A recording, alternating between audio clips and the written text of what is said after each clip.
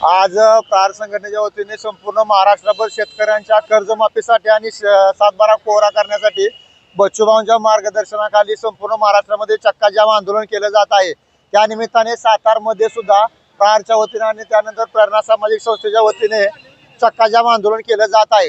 महाराष्ट्र शासनाने दिव्यांगांना 1000 पेन्शन वाढवून 1500 2500 केले, त्याबद्दल महाराष्ट्र शासनाचं अभिनंदन। परंतु जे 2500 केले ते तुटपुंजीच आहे। शिवाय शेतकऱ्यांच्या प्रश्नाबरोबर दिव्यांगांचे बरेच प्रश्न अजून पेंडिंग आहेत, ते मार्गस्थ लागले पाहिजेत।